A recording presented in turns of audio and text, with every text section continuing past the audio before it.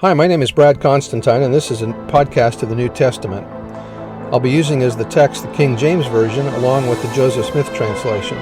Although this is not an official recording of the Church of Jesus Christ of Latter-day Saints, every effort's been made to be as doctrinally accurate as possible. I'll also be using quotes from general authorities of the Church, the apostles and prophets, and BYU professors and others, and every word out of the Scriptures themselves.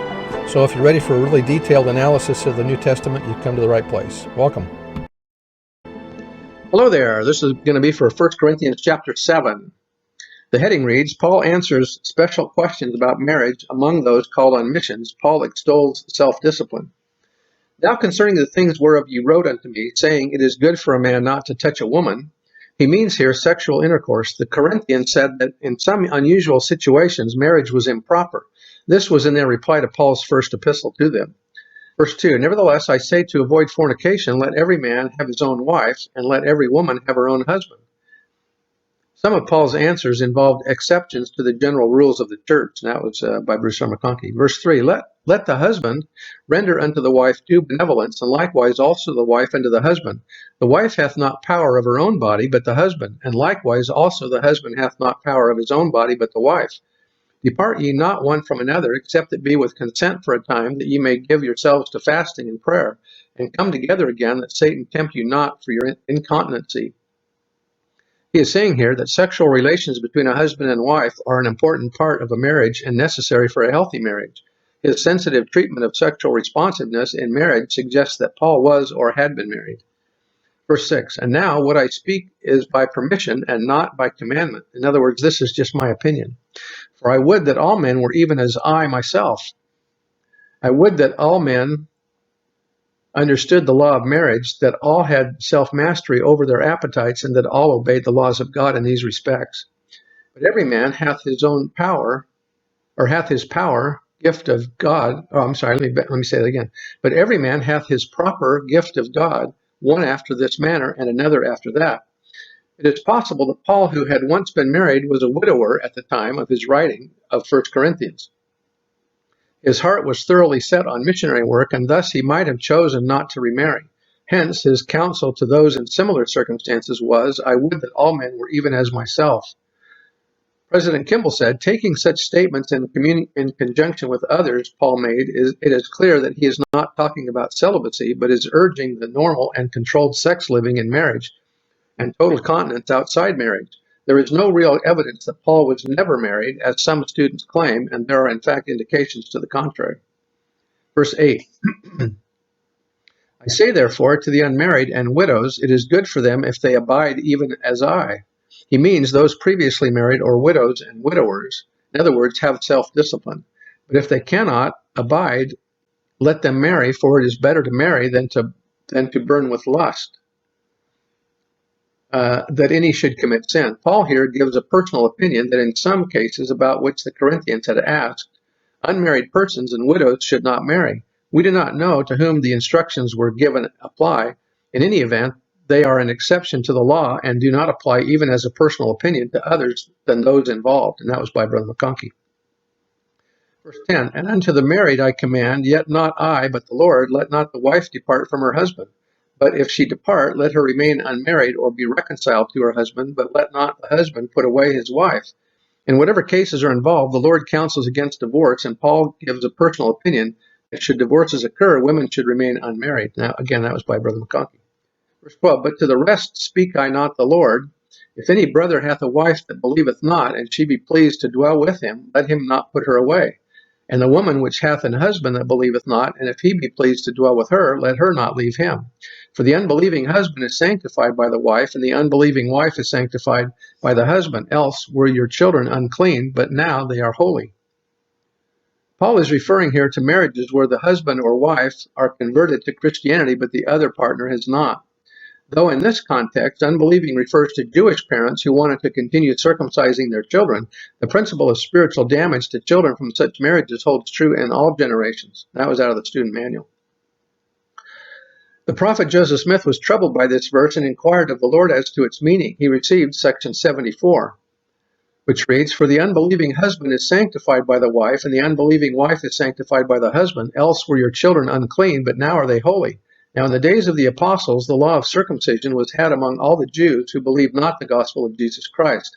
And it came to pass that there arose a great contention among the people concerning the law of circumcision, for the unbelieving husband was desirous that his children should be circumcised and become subject to the law of Moses, which law was fulfilled. And it came to pass that the children, being brought up in subjection to the law of Moses, gave heed to the traditions of their fathers, and believed not the gospel of Christ, wherein they became unholy. Wherefore, for this cause the apostle wrote unto the church, giving unto them a commandment, not of the Lord, but of himself, that a believer should not be united to an unbeliever, except the law of Moses should be done away among them, that their children might remain without circumcision, and that the tradition might be done away, which saith that little children are unholy, for it was had among the Jews. But little children are holy, being sanctified through the atonement of Jesus Christ, and this is what the Scriptures mean. It's nice to have that inspiration from the Lord here to tell us what that means, isn't it? Verse 15, but if the unbelieving depart, let him depart. A brother or a sister is not under bondage in such cases, but God hath called us in peace. For what knowest thou, O wife, whether thou shalt save thy husband, or how knowest thou, O man, whether thou shalt save thy wife? But as God hath distributed to every man, as the Lord hath called every one, so let him walk, and so ordain I in all churches. Is any man called being circumcised? Let him not become uncircumcised. Is any called in uncircumcision? Let him not be circumcised. Circumcision is nothing, and uncircumcision is nothing, but the keeping of the commandment of God. Let every man abide in the same calling wherein he was called. Art thou called being a servant? Care not for it, but if thou mayest be made free, use it rather. For he that is called in the Lord, being a servant, is the Lord's free man. Likewise also he that is called being free is Christ's servant. Ye are bought with a price. Be not ye the servants of men. Brethren, let every man, wherein he is called, therein abide with God. Now concerning virgins, I have no commandment of the Lord, yet I give my judgment. Again, this is my opinion, as one that hath obtained mercy of the Lord to be faithful. I suppose, therefore, that this is good for the present distress, or affliction, for a man so to remain that he may do greater good. Art thou bound unto a wife? Seek not to be loosed. Art thou loosed from a wife? Seek not a wife.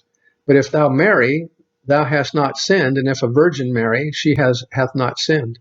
Nevertheless, such shall have trouble in the flesh, for I spare you not. But I speak unto you who are called unto the ministry, for this I say, brethren, the time that remaineth is but short, that ye shall be sent forth unto the ministry, even they who have wives shall be as though they had none. For ye are called and chosen to do the Lord's work. In other words, their missionary work is their main focus. This counsel is given to those who would serve as missionaries. So that's their focus, and that they should spend all of their time and effort on missionary work and not worry so much about being married or not.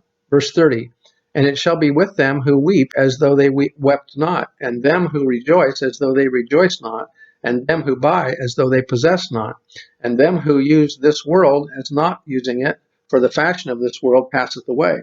But I would, brethren, that ye magnify your calling. I would have you without carefulness.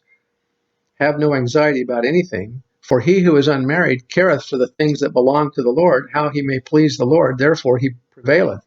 But he who is married careth for the things that are of the world, how he may please his wife, therefore there is a difference, for he is hindered. Notice that here he's talking about the difference here. Those that are unmarried are doing the ministry and caring about the ministry, while those that are married are spending more time worrying about their spouse. And he's saying that if you're called to the ministry, just do that.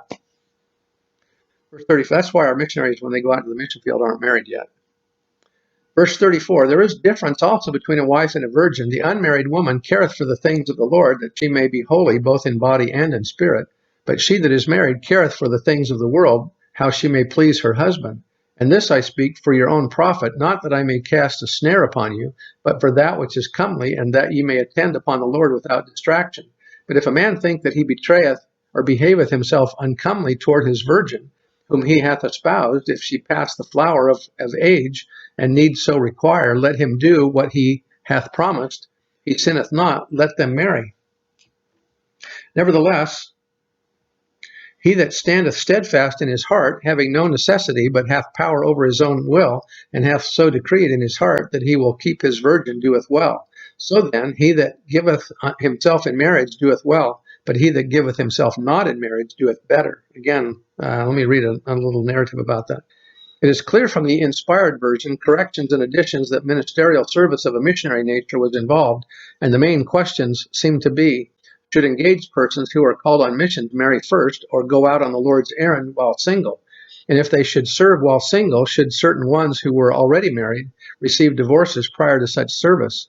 In our day, when an elder who is engaged to be married is called on a mission, more often than not, he fulfills his mission prior to his marriage. Occasionally, he marries first and leaves his wife for the assigned period of ministerial service. In the earlier days of this dispensation, recently married brethren were frequently called to leave their wives and perform missionary service. Obviously, the same rule need not and should not apply in every case. A host of personal circumstances and situations are always involved.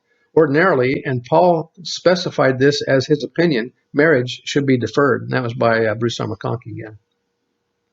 Verse 39, the wife is bound by the law as long as her husband liveth, but if her husband be dead, she is at liberty to be married to whom she will, only in the Lord.